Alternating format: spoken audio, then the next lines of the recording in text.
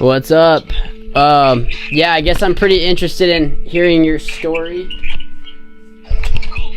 This is Smithy Holm, an ex-FLDS member who actually watched my last video on the FLDS. And he actually reached out to me over DMs on Instagram. I saw your video last night. Everybody who does media on the FLDS keeps repeating what other people say. I can give you a news story about Short Creek that will make your channel even more viral. If you want to meet in Colorado City anytime, I live there. We can do a real tour. The media around Colorado City keeps repeating it's all about polygamy and Warren Jeffs, but the FLDS is actually a drug smuggling mafia for the Sinaloa cartel, and I can prove it just by talking about things that have already happened. The whole entire town was revolving around drug trafficking and poisonings for the cartel. Everything that did was to scramble the FBI so they couldn't arrest the murderers. Jeez. Everything they did.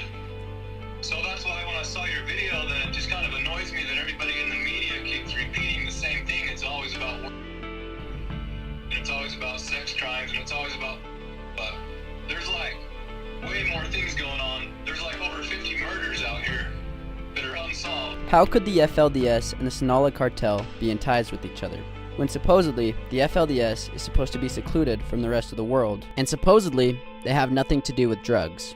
So how are they conjoined? I did a Google search. Are the FLDS and the cartel in ties? And I actually saw that a polygamous family in 2019 was murdered by the cartel. What is a FLDS family doing with the cartel, and how are they in ties with each other? So I figured whether or not this guy is just crazy and making things up or not, it's an interesting story, and it's worth driving back out to Colorado City to go see him. We are here in Colorado City with an ex-FLDS member. He left when he was 18. His name is Smithy. I guess give the... Yeah, I'm Smith Holm. Yeah, I ran away from this town when I was 18, and they put a hit out on me because they'd taken me to Mexico about a year or two before. And my uncles were in with the cartel, and they were second generation. I was supposed to be third. And the fundamentalist Mormons have been smuggling drugs for El Chapo since the 1930s, the same organization. It's like the Illuminati or the priesthood or the Freemasons or whatever you want to call it. It's all one organized crime group. And they're middlemen for the Mormon church. So they import the drugs with airplanes and they airdrop them. And when they land, there's no evidence. And so they have their guys pick up the drugs with GPS trackers, and then they bring them into Colorado City and distribute them through drug tunnels or through manufacturing underneath the church. They can manufacture meth or whatever they want to build. So right off the bat, he actually sounded very crazy. Just all these things that he was saying didn't quite make sense, because like the FLDS in ties with all of this, how is this possible, right? Like, they're supposed to be secluded from the rest of the world. Why?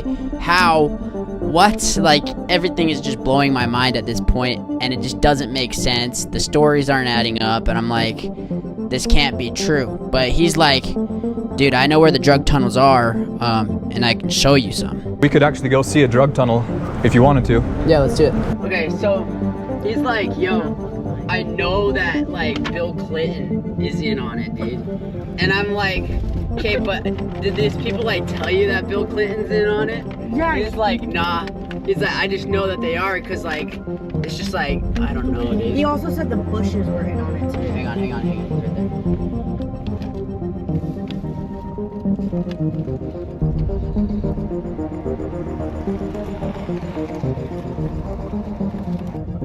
He's getting out. Yeah. Is this, Should we get out? alright. He's on a mission right now, brother. What the hell? Oh! Record that. It's not up here. No shot, dude. Dude.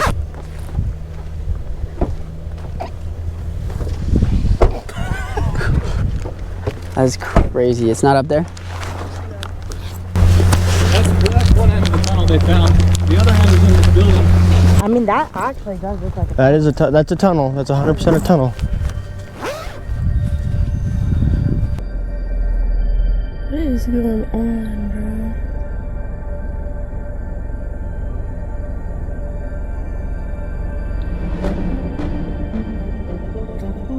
got the door open. That's crazy. Oh wow. He picked the lock. He picked the lock. Did you just pick the lock? No, I just pulled it open. Oh damn. The whole entire town is under construction because, you know, they don't have drug money, so. Holy crap. So these tunnels, they're not used anymore? You don't know if they're used anymore? They're not used. They're not used Got anymore? a mic? Are we allowed to go in the tunnel? You can look at it, yeah. It's just a tunnel that's not a drain, so it's a drug tunnel. You can see for yourself. So here's the drug tunnel that we found. The construction workers actually found this. Now the people that own this building were the Barlow men, and they're all dead. Joseph I. Barlow, Lewis Barlow, and Truman Barlow. They were all murdered. And this is not a drain. You guys can look at it. Yeah, wait, is it cool if I go get a flashlight real quick? Yeah, go ahead. Are we able to go down there and like look in there? Yep, for sure. I'm gonna go get a flashlight that attaches to the camera real quick. Okay, yeah. So we know that this tunnel goes to the FLDS LSJ meeting house. Leroy Sunderland Johnson is what his name is my grandpa. But now they're trying to remodel that building, and I shut down their drug lab and they ran out of money. So now they're pissed off at me. So when I went in there, then they started getting worried. The Jeff Barlow got worried that I was gonna expose him. Right. There could be insects and stuff, but. Do you want me to hold your phone? Yeah, flashlight.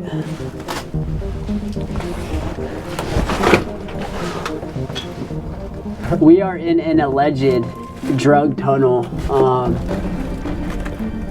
that was used by the FLDS to smuggle drugs.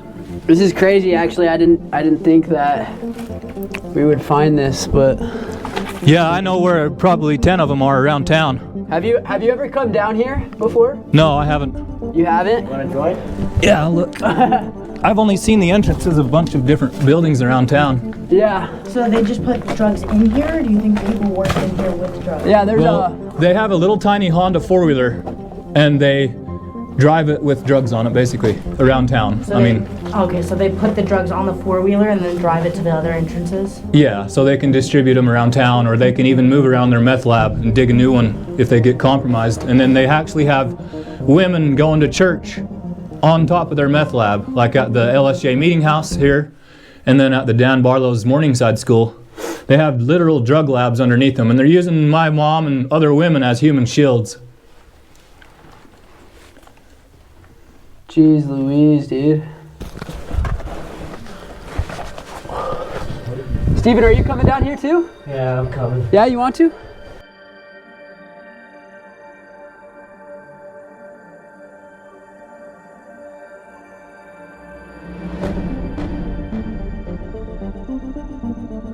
I'd be curious to see if there's like any leftover like drugs, yeah. Probably not. That's why I wanted to come down here. I assume they would have cleared it out though, for sure. Well, there's some evidence of a drug tunnel. So you don't think it's a drain, do you? No, that's not a drain. Now that tunnel actually goes over to a building where the Nybergs had a cabinet shop. And I'm guessing that they had chemicals from cabinet making that had something to do with meth, Yeah. but I don't know. I'm small. Just like you can literally head right with me. Don't leave me down here. There's plenty of rocks I can use as steps, dude. You got this. You're still short. I say if she doesn't get out of there within the next 5 minutes, we just leave her. What? So this tunnel, I think it goes that way because we can see the ground kind of like caved in where the rain Yeah. was. And then it goes down that way to the church building. And then the guy that ran the radio station was Tom Barlow, and he was always claiming about tunnels, and everybody in town thought he was insane, but it turns out he was right. So everybody should probably go apologize to him. Right. You see, this tunnel goes to that building, you know, and then there's cave-ins that way. Holy cow, dude. Come film all these other cave-ins. I got a shot of that earlier, but yeah. This is the one we were coming to right here. Yeah. Yeah, so you can see this one goes north and then this one goes east. So they buried this in right here on purpose so that people can't dig it up. But if you went and got... Let's go down there. Tyler, I think you're skinny enough to Start digging with our hands, dude. I could dig up at least 10 tunnels if I had the equipment and the permission. Right, yeah. Oh, yeah. Watch out real quick. But the problem is the people are still not in prison that are doing it. Yeah. And they'd probably kill me if I tried. Holy cow. That's crazy. The other day, then the cops tried to grab one of the dudes that was carrying bricks of cocaine. Uh-huh. And so he went and hauled ass off, fleeing in evasion, threw his cocaine out of his vehicle so he didn't get caught with the brick. But they only busted him for felony evasion, and then he bailed himself out, and now he's driving around on a four-wheeler with no license. Wow. So he got away. He would have been in jail for the rest of his life if he would have got pulled over, if he didn't run, you know. Yeah. My uncle Paul Holm was a school teacher over there at the Phelps Elementary, and he murdered a guy named Mark Seibert with a suicide drug, and Mark Seibert drove off a cliff. Have you ever heard anybody confess these things, or? Yeah, my daddy admitted that it's all true and said, what difference does it make if their families know how they died, and what are you going to do about it, and you're going down the wrong road and stuff like that. And I have a witness that heard him say it on the phone. Kenny Jessup heard him say it. Mm-hmm. You said, did you have audio of anything of him saying any of that, or? No, the FBI does. The FBI has like recorded phone calls or whatever? They're not going to give it to me. They'd use it in a FISA court though. Yeah, for sure. How do you think that he will ever be prosecuted for any of the things that he's done, or do you think they're just going to let him walk free for the rest of his life? Well, they have to get evidence. Even if I see my dad murder somebody, then it doesn't matter because it's just my word against his. They have to go and get a toxicology of the person that got murdered, and if they have mercury in their blood or something, they can prosecute him for murder. But that's just one guy. There's still 20 or 30 uncles and everyone else that's also involved with it as well. The FBI needs to roll in here and arrest like at least 100 people. Yeah, and they just won't simply make an arrest because they don't have enough evidence for it. Is that right? It's just basically a he say, she say, and now we need to collect evidence. Is it still an ongoing investigation right now? Oh yeah, for sure. I went to the cops and talked to them for a while, and they basically said, oh, there's what we know and there's what we can prove.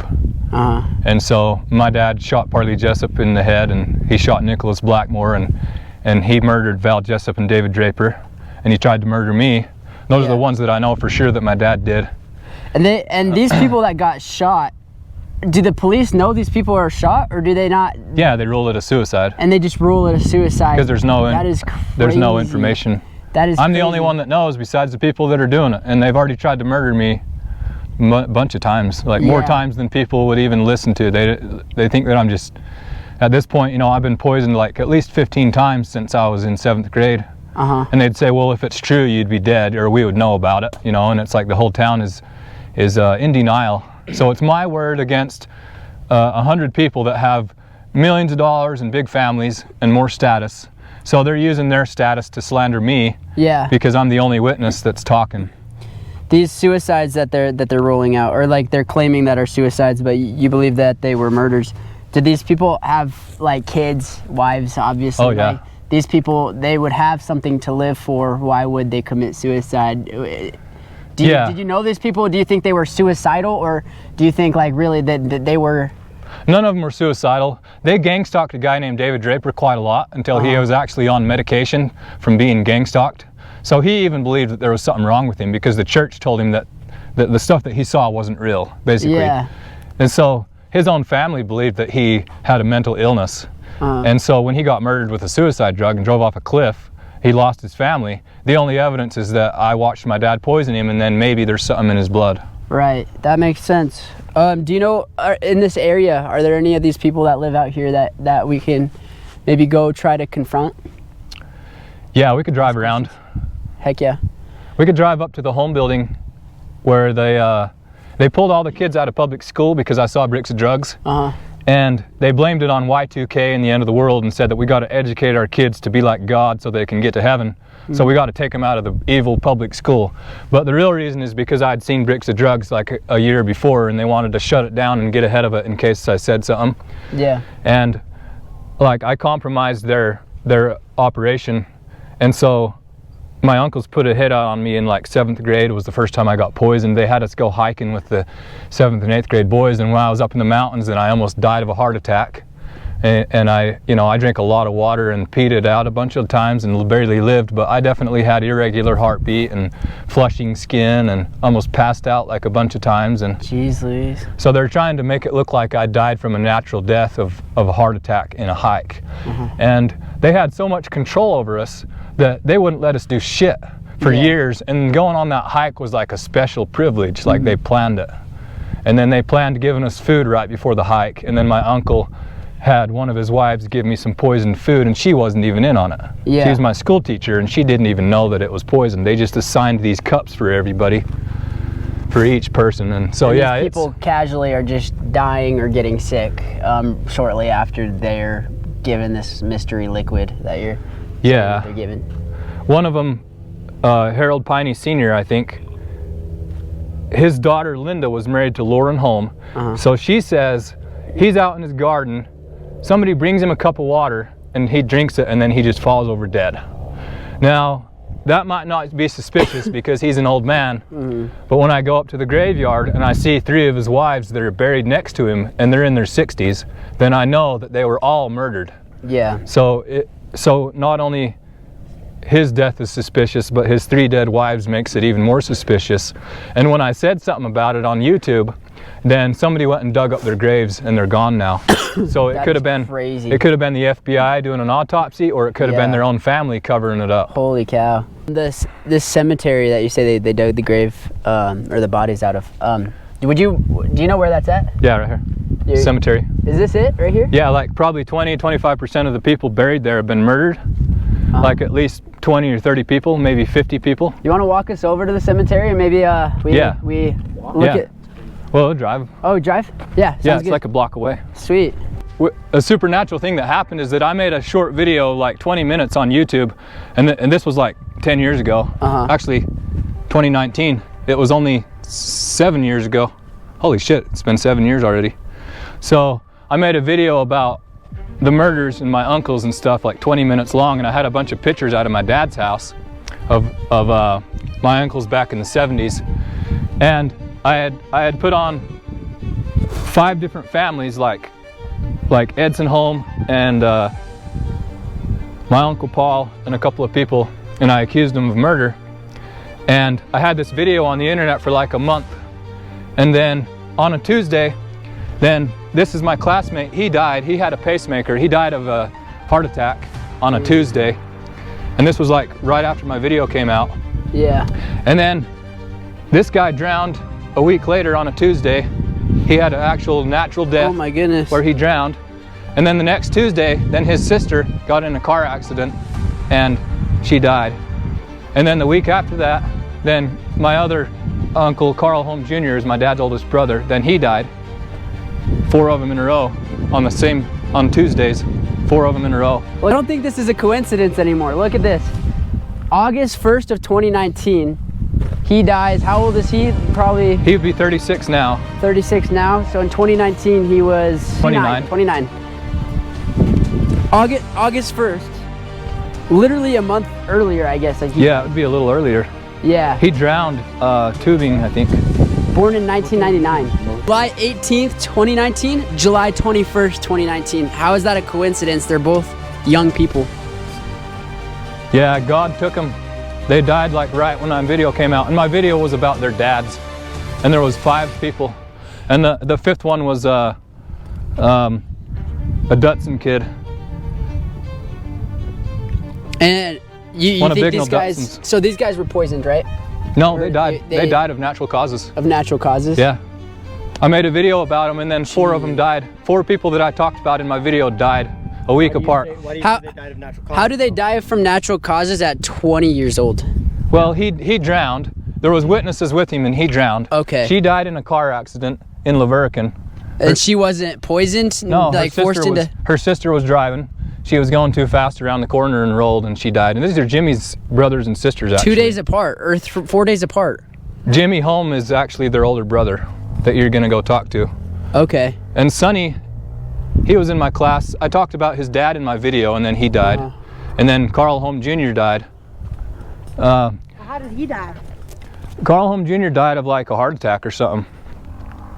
Also, you don't think any of these people, you don't think they were murdered?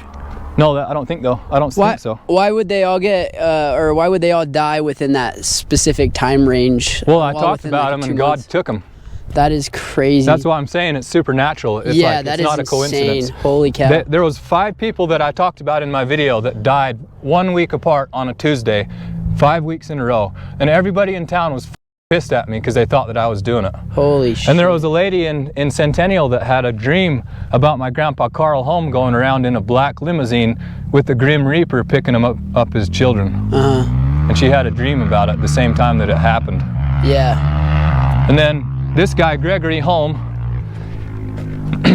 he was in on the drugs. Him and his brothers were born into it, and he didn't want to be a part of it, and he tried to leave to go to Canada. And he got ratted out by Winston Blackmore or somebody. Yeah. So his brother Paul Holm, which is Jimmy's dad, the dad of these guys that died, Paul Holm went and sabotaged his airplane and killed 4 guys, John, Ron, and Mike Barlow. They all got murdered with sabotage because he tried to take his family to Canada and get out of the Mafia. Yeah.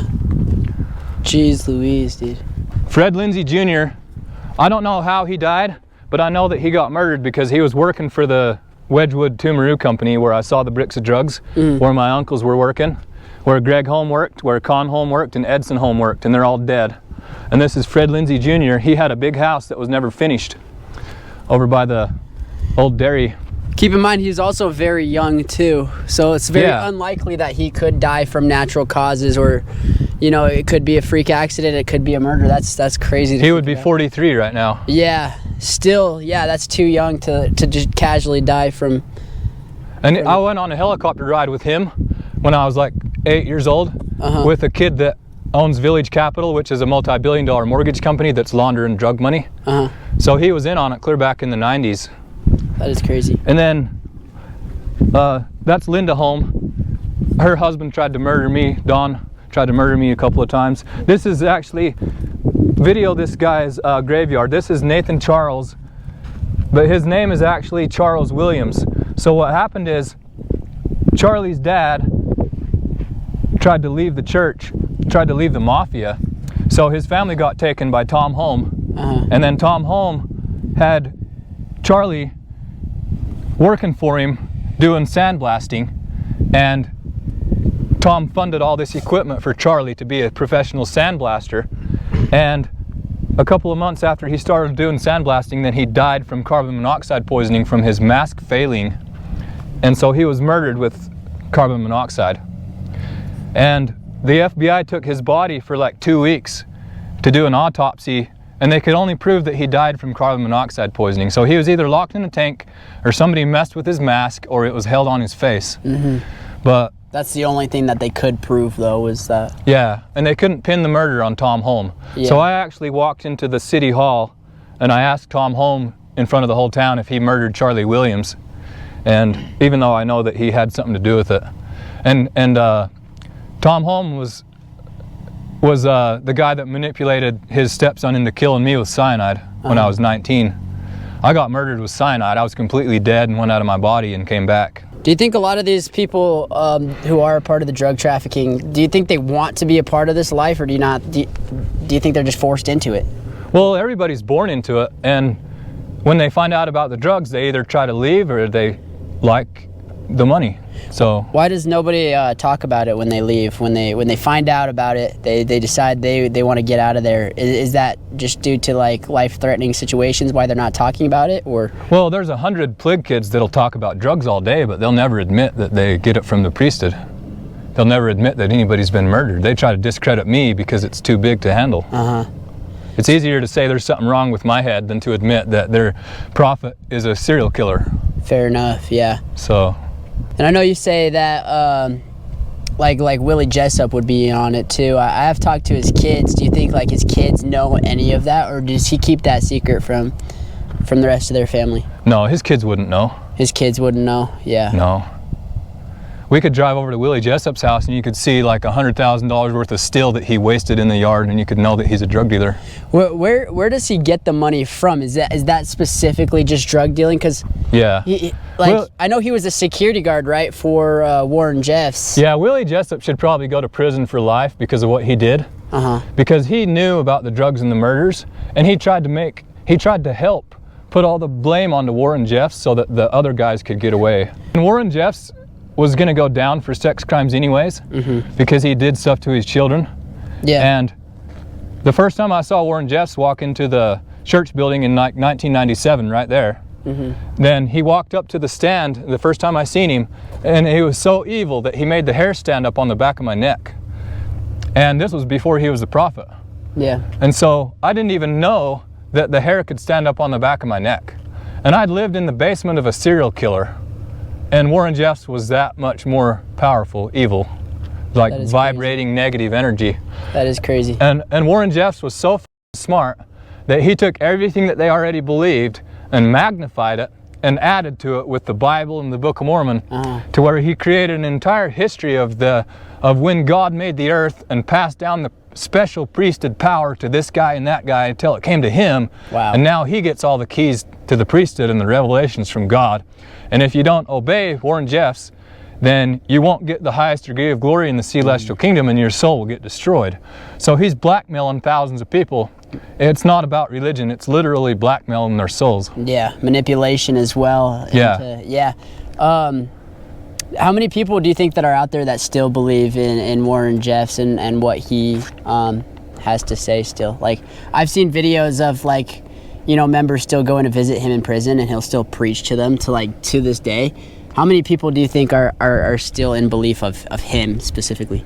Well, they keep splitting off in factions, but they all have access to his audios. And he has like a couple of 100 hours of audio sermons that he's recorded over the last 20 years. Yeah. Well, not the last 20 years, but during his 20 years of reign of power. Yeah, that makes sense. And Tom Holmes' children actually went up to Alta Academy with Warren Jeffs' children. And Tom Holmes is like the main Illuminati drug boss. Tom and Paul Holm are my dad's older brothers. They're the puppet masters in this town. Yeah. They've murdered police officers, and they've murdered children, and they've murdered judges, and like the Barlow guy, Joseph I. Barlow, was a judge and he got murdered. Is this information you've given to the police before? Like, well, I try to talk to the police, but they just kind of like, you know, where's the video of somebody getting poisoned? And then we got to take that poison and then prove that that's what it was before we can even consider listening to you. I've literally taken poison to the police that my dad tried to kill me with, and then I asked him to take it to the FBI crime lab, and nothing happened. You know, they just throw it away. Yeah. So they're not You're helping. just kind of crazy. Well, they think that I'm just making it up. Yeah. Yeah. Because it's my word against the whole town, and I only have what I saw. So that's why I'm going around showing people, you know, what's already happened, rather than just telling people what I know. Let's just show people what's already happened. All these guys that are dead, you know, explain why they're all dead. There's only one conspiracy in town, and it's basically the whole town. Now, whether or not Smithy is correct on everything he has said, which probably not, I'm not gonna lie, I was very skeptical of a lot of things he said, but well, I had to fact check it and get other sides of the story as well. So yes, there is a part 2 to this video, and it's actually coming out extremely soon. Like, it is all edited and it is ready to go, but this video is 30 minutes long, and I don't want to go over 30 minutes. So we're gonna split it into 2, but stay tuned for this upcoming Sunday for part 2, where we actually go confront other people, these alleged drug dealers. We actually talk to people who were in the same situations as Smithy was, and we get other sides of the story. I went and messaged a bunch of people as well. This video is gonna be crazy as well. We actually get spied on in this video. There is video footage of drones literally hovering over us as we are talking with Smithy. And yeah, there's like a whole part 2 with Smithy and other people, so stay tuned. The content just keeps getting crazier and crazier, to be honest. But yeah, let's hope for the best. Let's hope that yeah, the cartel isn't after me after posting this. Peace.